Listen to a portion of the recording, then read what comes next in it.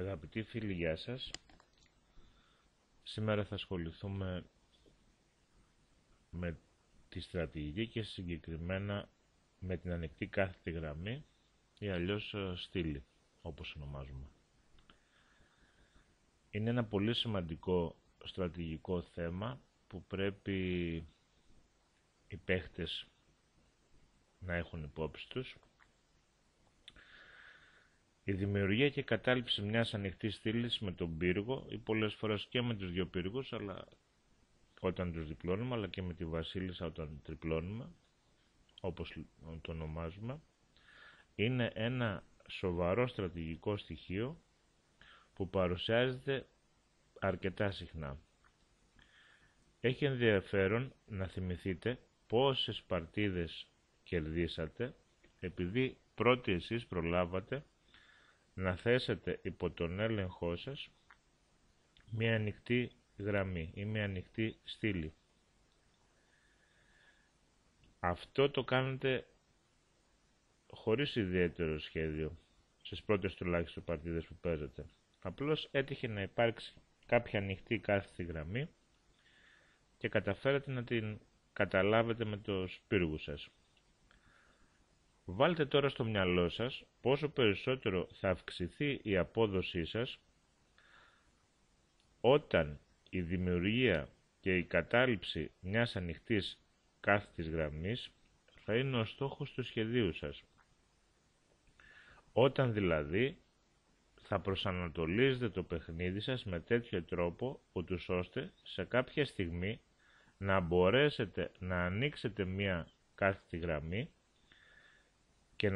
και να την καταλάβετε με τα κομμάτια σας. Αυτός ο προσανατολισμός στο παιχνίδι σας, στην ουσία στο σχέδιό σας, περιέχει αρκετά στοιχεία. Μερικά από αυτά είναι τα εξής. Να προσπαθήσετε να τοποθετήσετε προκαταβολικά τους πύργους στη στήλη ή ακόμη στις στήλες που πρόκειται να ανοίξετε ή που είναι πιθανόν στις επόμενες κινήσεις μετά τις αλλαγές που επίκυνται να ανοίξουν. Αν αυτό δεν είναι δυνατό, φροντίστε τότε να μπορούν εύκολα να έρχονται οι πύργοι σας στην κάθετη γραμμή η οποία θα ανοίξει. Φροντίστε επίσης να διατηρηθεί στην κυριαρχία σας η ανοιχτή κάθετη γραμμή, διπλώνοντας τους πύργους ή παραποδίζοντας τον αντίπαλο να αντιπαραβάλει τους πύργους του για αλλαγή, υποστηρίζοντας πολλές φορές τον πύργο σας με ένα πιόνι ή με ένα άλλο κομμάτι. Φροντίστε για την αξιοποίηση της ανοιχτής γραμμής, παραδείγματος χάρη με την εισβολή του δικού σας πύργου στην αντίπαλη πτέρυγα, παραδείγματος χάρη στην 7η ή στην 8η οριζόντια γραμμή. Αν παίζετε με τα λευκά και στη δεύτερη ή στην πρώτη οριζόντιο όταν παίζετε με τα μαύρα. Να έχετε στο μυαλό σας πάντοτε ότι να επιλέγετε να ανοίξετε τη γραμμή ή τη στήλη τη στιγμή που είναι συμφέρουσα για εσάς. Αν μέσα στο σχέδιο που καταστρώσατε συμπεριλαμβάνεται και η μάχη για την κατάληψη κάθετης γραμμής, καλό θα είναι να εξετάσετε αν υπάρχει τρόπος να κρατήσετε ένα κομμάτι που μπορεί να απειλήσει το τετράγωνο της κάθετης γραμμής. Παραδείγματος χάρη, αν είναι να ανοίξει η γάμα στήλη, τότε καλά θα ήταν να έχετε στο παιχνίδι σας τον λευκό τετράγωνο αξιωματικό, ούτως ώστε να μπορείτε, παραδείγματος χάρη, να ελέγχετε το τετράγωνο γάμα 8, ούτως ώστε να μην μπορεί να επισέλθει ο αντίπαλος πύργος ή αντίπαλη βασίλισσα για να αντιπαρατηθεί με το δικό σας πύργο που θα είναι στην γάμα στήλη. Λοιπόν, να το σβήσουμε και αυτό.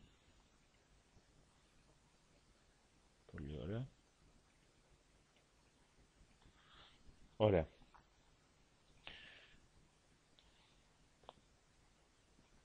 Λοιπόν, θα περάσουμε να δούμε μία παρτίδα που έχει παιχθεί αρκετά παλιά, το 1964, μεταξύ του Μαγκαγκόνεφ και του Μακένκο, όπου κατά τη διάρκεια της παρτίδας δεν θα δώσουμε τόση έμφαση όσον αφορά στην ανάλυση των βαριαντών, όσον αφορά στα στοιχεία εκείνα της θέσης, που θα ενδυναμώσουν και θα δώσουν έμφαση ακριβώς στο θέμα το οποίο εξετάζουμε σήμερα. Μία ακόμη παρατήρηση θα ήθελα να κάνω. Να φροντίσετε όταν θα ελέγξετε την κάθετο στήλη να μπορείτε να υποστηρίζετε, αν είναι δυνατόν, και με άλλα κομμάτια το σημείο στο οποίο μπορεί να επισέλθει ο πύργος σας ή η πύργη σας, ή ακόμη και με πιόνια. Ούτως ώστε, ιδιαίτερα όταν είναι με πιόνια, εάν γίνεται αλλαγή στο τετράγωνο που θα εισέλθει ο πύργος σας, ξαφνικά να αποκτάτε ένα προωθημένο ελεύθερο πιόνι, το οποίο στην ουσία θα είναι ένα αγκάθι για την παράταξη του αντιπάλου. Ας ξεκινήσουμε λοιπόν να δούμε την παρτίδα μας. Δ4, Δ5, ύπο Ζ3, Γ6, Γ4, ύπο Ζ6, Γ επί Δ5, Γ επί Δ5. Αυτή η αλλαγή που έχει γίνει τόσο νωρίς στο παιχνίδι, ουσιαστικά τελειώνει σχετικά γρήγορα την ένταση που μπορεί να υπήρχε στο κέντρο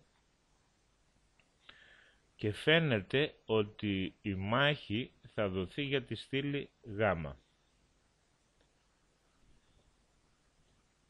Στην πραγματικότητα όμως, η συγκεκριμένη παρτίδα θα κριθεί σε άλλη κάθετη γραμμή και θα το δούμε κατά τη διάρκεια της παρτίδας. Ύπος Γ3, ύπος Γ6, αξιωματικός Ζ4. Όπως βλέπουμε με την ανάπτυξη, ο λευκός στο τετράγωνο Ζ4 στοχεύει ήδη στο τετράγωνο Γ7, επίσης έχει στον έλεγχό του και το τετράγωνο Β8, πράγμα πάρα πολύ σημαντικό. Θυμηθείτε τι είπαμε στην εισαγωγή, αν πρόκειται να ανοίξει Γ στήλη, ο λευκός να έχει τον λευκοτράγωνο αξιωματικό του και να ελέγχει το τετράγωνο Γ8. Αξιωματικός Ζ5, ε3, ε6. Παρατηρούμε ότι γίνονται συμμετρικές κινήσεις, πράγμα που να έχετε στο μυαλό σας, συνήθως έχει το πλεονέκτημα ο λευκός. Παίζει την κίνηση ύπος ε5 και ο μαύρος απάντησε με την κίνηση βασίλισσα β6. Έχει ενδιαφέρον τώρα να δούμε το εξής. Αν ο μαύρος επέλεγε να παίξει την κίνηση βασίλισσα α5, αξιωματικός β5, αξιωματικός β4, αξιωματικός επί γ6, σαχ, β επί γ6, ροκέ, αξιωματικός επί γ3, β επί γ3 και αν βασίλισσα επί γ3, τότε βασίλισσα γ1 και έχουμε μια επιρροχή των λευκών εξαιτίας του ότι θα καταλάβουν πρώτα τη γ στήλη, το γ6 πιόνι έτσι πέφτει, ο αντίπολος βασιλιάς δεν έχει κάνει ροκέ και η συγκεκριμένη ανάλυση της παρτίδας μετά από βασίλισσα α5 είναι από το match Botvinnik-Tal για το παγκόσμιο πρωτάθλημα που έγινε το 1961. Έτσι λοιπόν επιστρέφουμε στην κίνηση βασίλισσα β6 που έπαιξε ο μαύρος. Ο λευκός συνέχισε με αξιωματικός β5, αξιωματικός ε7 και τώρα θα δούμε μια κίνηση σχετικά ασυνήθιστη που ίσως όσο ακόμα ο βασιλιάς είναι στο κέντρο και υπάρχει ο κίνδυνος να ανοίξει η θέση ή να δημιουργηθούν απειλές στο λευκό βασιλιά, συνήθως αποφεύγουμε. Παρ' όλα αυτά όμως, τα χαρακτηριστικά της θέσης είναι τέτοια που επιτρέπουν στο λευκό να παίξει αυτού του είδους την κίνηση. Θέλω να δώσουμε λίγο προσοχή στον λευκοτράγωνο αξιωματικό του μαύρου, στον αξιωματικό στο Z5. Εξαιτίας του ότι πλέον και το ε4, ας πούμε ότι είναι υπό αμφισβήτηση και το ελέγχουν και οι δύο παρατάξεις, αλλά το Δ3Γ2 Β1, το Ι4, το Θ3 ελέγχονται αυτή τη στιγμή εν μέρει από το λευκό, για το Ι4, το Θ3 πλήρως, επομένως ίσως να μπορεί ο λευκός να βάλει κάποια πίεση σε αυτόν τον αξιωματικό και έτσι λοιπόν επέλεξε να παίξει την κίνηση Ι4. Έπαιξε αξιωματικός Ι6, Θ4, απειλεί να παίξει Θ5 και Ζ3 και να εγκλωβίζει τον αξιωματικό.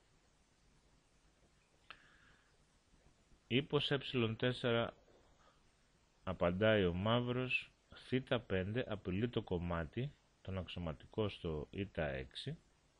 Ο ύπος κόβει τον ύπο στο Γ3. Ο αξιωματικός κόβει τον ύπο στο Γ6. Ο ύπος πλέον του λευκού στο ε5 γίνεται πανίσχυρος από τη στιγμή που έχει φύγει από τη σκακέρα ο ύπος Γ6. Η κίνηση αξιωματικός επί Γ6 είναι σάχα, επομένως δεν υπάρχει κίνδυνος για τη λευκή βασίλισσα στο Δ1. Β επί Γ6, Β επί Γ3, αξιωματικός ε4. Στο μοναδικό τετράγωνο που μπορεί να πάει ο λευκοτετράγωνος αξιωματικός του μαύρου, με τέμπο πάνω στον λευκό πύργο στο Θ1. Ζ3, Ζ6. Η θέση μέχρι αυτή τη στιγμή είναι ισόρροπη. Παρά την κακή τοποθέτηση που φαίνεται να έχει ο αξιωματικός λευκοτετράγωνος του μαύρου. Ύπος Δ3 και τώρα ο λευκοτετράγωνος αξιωματικός του μαύρου κόβει στο Δ3. Έχει λίγο ενδιαφέρον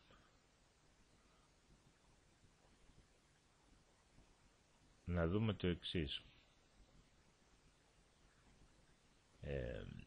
Έτσι, με τον τρόπο που χειρίστηκε το πρόβλημα που έθεσε ο λευκός στον λευκοτετράγωνο αξιωματικό του μαύρου, ξανάγκασε το μαύρο να δώσει τον αξιωματικό, το λευκοτετράγωνο αξιωματικό του. Έτσι, σκεφτείτε το εξής, ότι το κομμάτι που έλεγχε το Β1 ξαφνικά φεύγει από τη σκακέρα. Θυμηθείτε αυτά που είπαμε, πόσο σημαντικό είναι ο αντίπαλος ή εμείς να ελέγχουμε το τετράγωνο που πρόκειται να καταλήξει ο πύργος μας όταν θα καταλάβει την ανοιχτή στήλη. Έτσι λοιπόν ο λευκοτετράγωνος αξιωματικός του μαύρου που έλεγχε το τετράγωνο Β1 που πιθανώς αν υπήρχε κάποιος τρόπος να μπουν οι πύργοι του μαύρου στη Β στήλη πλέον δεν μπορεί να το κάνει.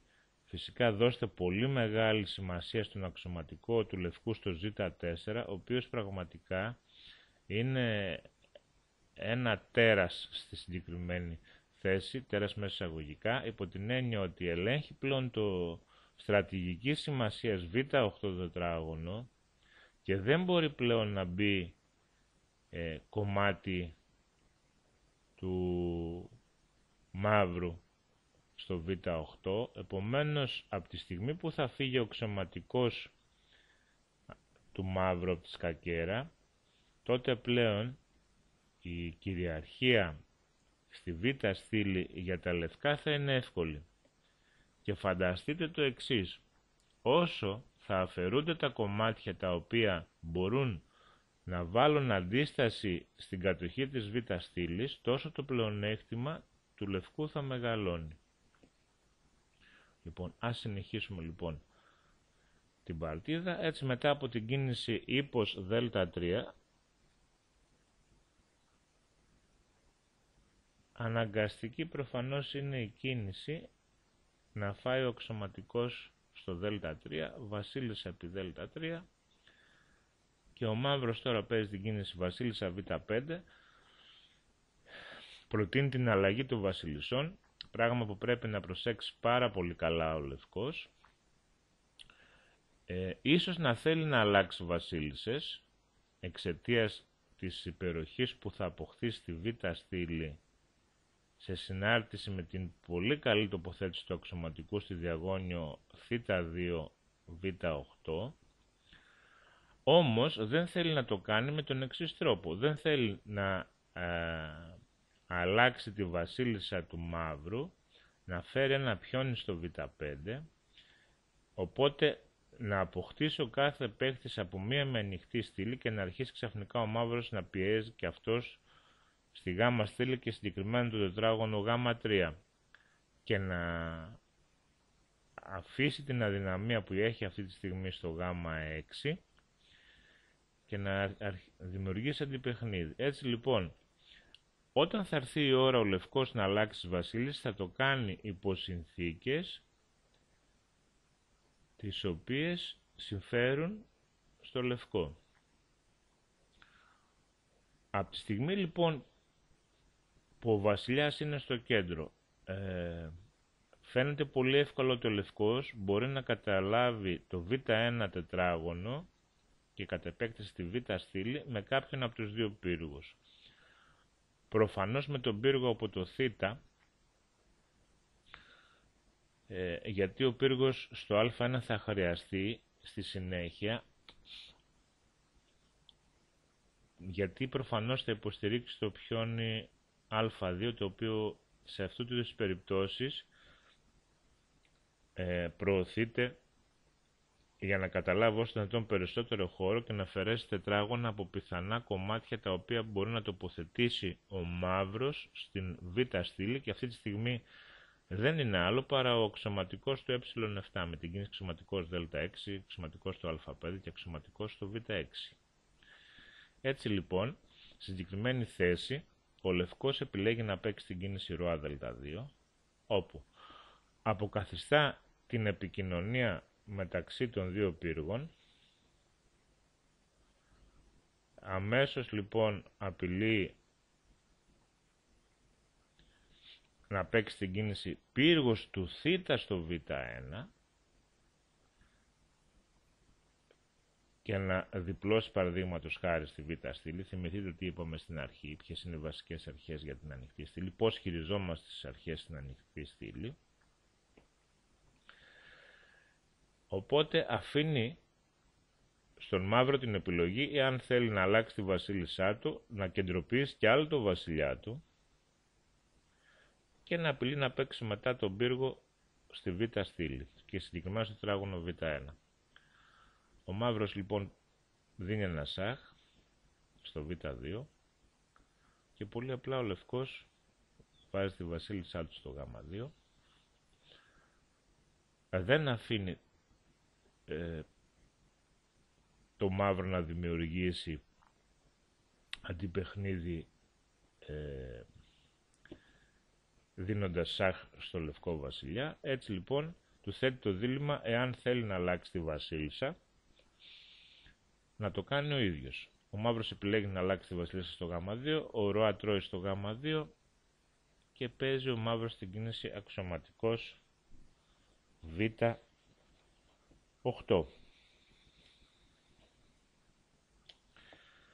Τα λευκά έκαναν ευχάριστα πλέον όλες τις αλλαγές που πρότειναν τα μαύρα και ιδιαίτερα στο τελευταίο με το βασίλισσα β2, γιατί πολύ απλά η ανοιχτή στήλη β είναι στη διάθεση του λευκού σε συνδυασμό με την πίεση που ασκεί ο αξιωματικός ζ4 στο τετράγωνο Β8.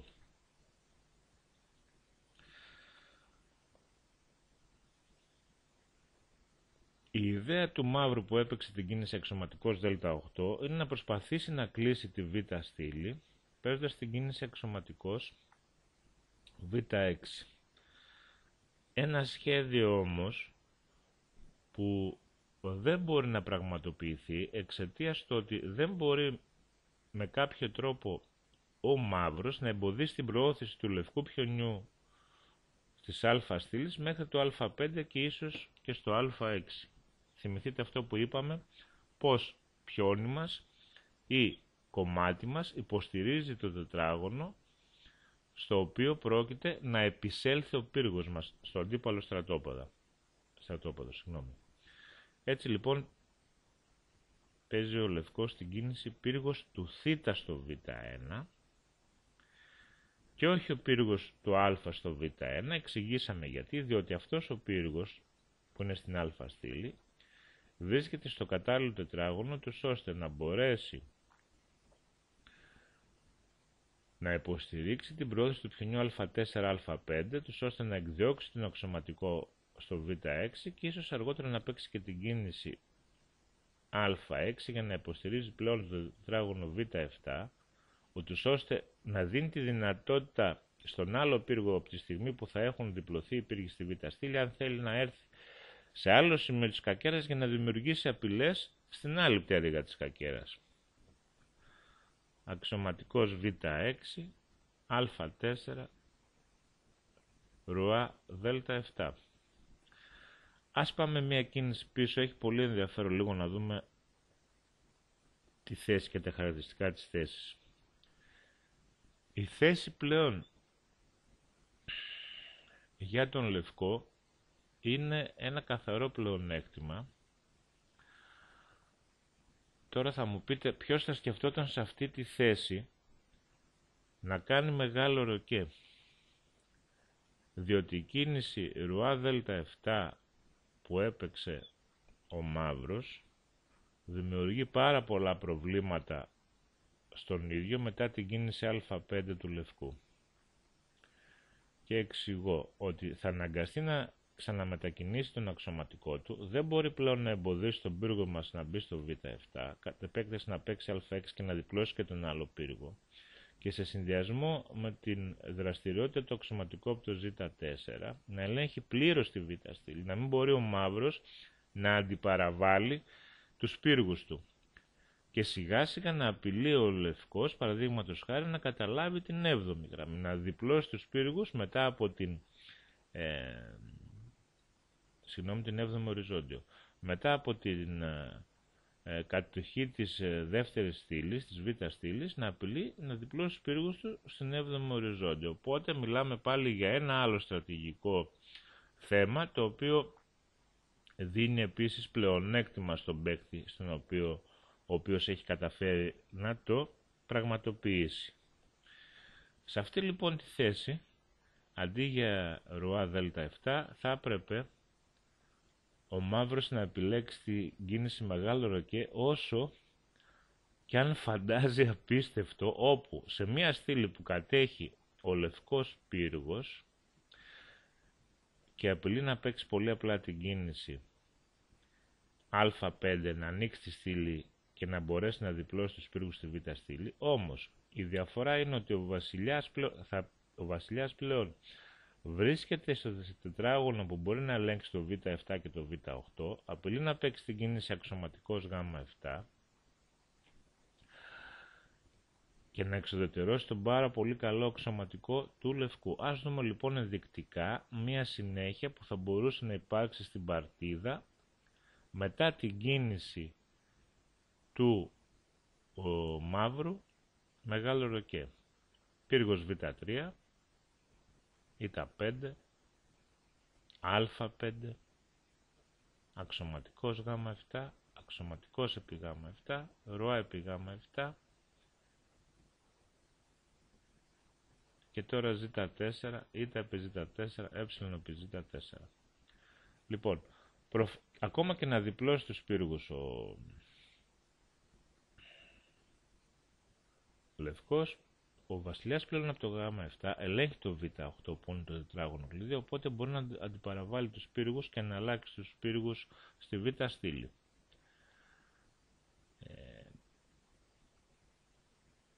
Ίσως θα πρέπει προφυλακτικά να προσπαθήσει να παίξει πρώτα την κίνηση Θ6 και να μην έχει ο λευκός την κίνηση Υ5. Όμως, αυτή η συγκεκριμένη θέση από αυτή που προέκυψε στην παρτίδα είναι πολύ καλύτερη για τα μαύρα. Έτσι λοιπόν, μετά την κίνηση Ρουά Δ7, ο λευκός έπαιξε Α5,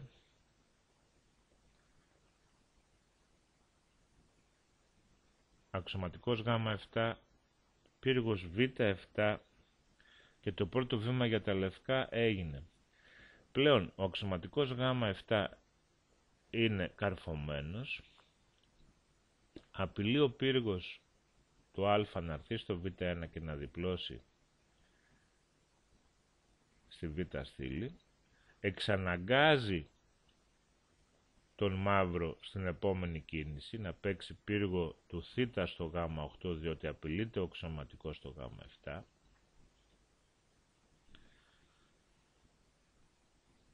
Και τώρα έρχεται η κίνηση Α5-Α6. Πάρα πολύ σημαντική κίνηση, όπου υποστηρίζει το τετράγωνο στο οποίο βρίσκεται ήδη ο πύργος μας. Δίνει περισσότερη κινητικότητα στον πύργο μας που βρίσκεται στην Α στήλη.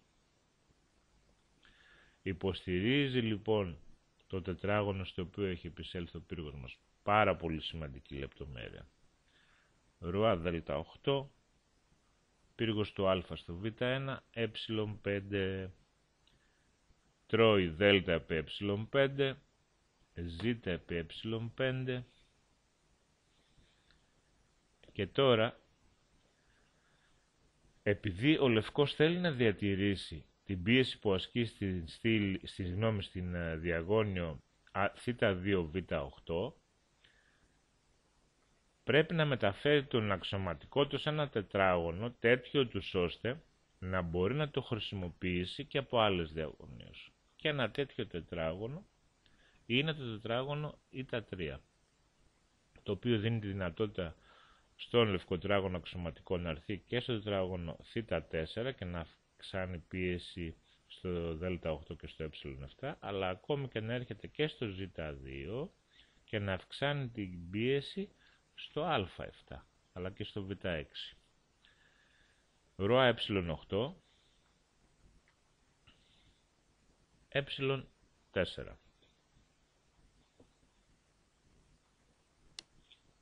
Ρουά Ζ8, πύργος του Β στο Δ1. Ο μαύρος έπαιξε την κίνηση αξιωματικός Δ6. Ας δούμε τώρα αν έπαιζε την κίνηση Δ επί Ε4, τότε παίζαμε την κίνηση πύργος Δ7, τα λευκά θα παίζαν την κίνηση πύργος Δ7. Έχει διπλώσει πλέον στην 7η, απειλεί να κερδίσει κομμάτι και η θέση πλέον είναι εντελώς κατεστραμμένη για τα μαύρα. Άρα μετά δεν επιλέγει να παίξει την κίνηση Δ επί Ε4, αλλά αξιωματικός Δ6. Και τώρα είναι τα λευκά αυτά τα οποία κόβουν στο Δ5, διότι αν θυμάστε, όπως είπαμε, ο πύργος έχει τοποθετηθεί σε μια στήλη η οποία πρόκειται να ανοίξει και μάλιστα και να έχει και υλικό κέρδος για τον λευκό. Γ επί Δ5, πύργος επί Δ5. Τέμπο πάνω στον αξιωματικό, στο Δ6. Απειλεί πλέον και το Ε5. Αν κουνηθεί ο αξιωματικός, απειλεί να παίξει, να διπλώσει τους πύργους στην 7η οριζόντιο. Θυμηθείτε αυτό που σας είπα, πως το ένα στρατηγικό πλεονέκτημα θα μεταλλαχθεί σε ένα άλλο στρατηγικό πλεονέκτημα, όπου θα είναι το δίπλωμα των πύργων στην 7η γραμμή. Έτσι λοιπόν, ας πούμε, φορσάρει την κίνηση του μαύρου πύργος Γ6, θεωρητικά ασκεί τον έλεγχο του τετραγώνου Δ6 και αυξάνει και την πίεση στο πιόνι Α6 του λευκού. Πύργος Δ7, απειλεί το κομμάτι, τον αξιωματικό. Παίζει λοιπόν αξιωματικός Γ7 και τώρα έρχεται η κίνηση αξιωματικός Ζ2.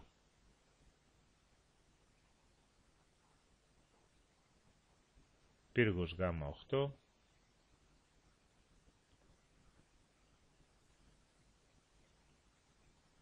Αξιωματικός Γ5. Ας δούμε τώρα το εξής. Αν δεν έπαιζε την κίνηση αξιωματικός Γ5 και έπαιζε την κίνηση αξιωματικός επί Α7, πύργος επί Α6, απειλεί πάλι την κίνηση αξιωματικός Γ5 σάχ και αξιωματικός Β4, απειλεί να παίξει την κίνηση αξιωματικός Γ5 σάχ και αξιωματικός Β4. Έχει μεταφέρει πλέον τον αξιωματικό του, όπως είδαμε, από τη διαγώνιο Θ2 Β8 στη διαγώνιο πλέον τώρα Α3 Ζ8. Οπότε ξαναγκάζει το μαύρο βασιλιά να μετακινηθεί, δεν μπορεί να βάλει εμπόδιο, επομένως θα βρει το χρόνο για να διπλώσει τους πύργους του στην 7η γραμμή και να τελειώσει την παρτίδα. Επέλεξε λοιπόν να παίξει την κίνηση αξιωματικός Γ5 που θα έχει το ίδιο αποτέλεσμα. Αν ο ροά έρθει στο ε8 πέφτει το η7, οπότε ο ροά πάει στο η8 και τότε παίζει την κίνηση αξιωματικός Β4, Θ6 και ροά ε7, πύργος ε7. Απειλεί πλέον να διπλώσει στην 7η και εδώ τα μαύρα εγκατέλειψαν. Ήταν μια παρτίδα όπου είδαμε πως ένα μικρό πλεονέκτημα στην αρχή που απέκτησε ο Λευκός, που είχε ανοίξει στη λύχη, τοποθετημένα τα κομμάτια του με τέτοιο τρόπο τους ώστε να μπορεί πρώτος να καταλάβει τη β' στήλη σε συνδυασμό με τον πάρα πολύ καλό αξιωματικό που είχε στο τετράγωνο Ζ4, να ελέγχει το τετράγωνο Β8 όπου δεν μπορούσε ο μαύρος να αντιπαραβάλει τους πύργους του και σιγά σιγά με πολύ καλό παιχνίδι, χωρίς χωρίς τακτικών δυνατοτήτων, παρά μόνο με ένα απλό σχέδιο που προχώρησε από την κατάληψη της β' στήλης να το μεταφέρει σε άλλο στρατηγικό πλεονέκτημα, στην κατάληψη παραδείγματος χάρη της 7ης οριζοντίου, με συνέπεια πλέον η παρτίδα να είναι εντελώς κερδισμένη για τα λευκά. Ελπίζω να ευχαριστηθήκατε το βίντεο. Θα επανέλθουμε και με άλλα βίντεο σε στρατηγικά θέματα και στο θέμα της ανοιχτής στήλης αλλά και σε άλλα θέματα. Σας ευχαριστώ πολύ.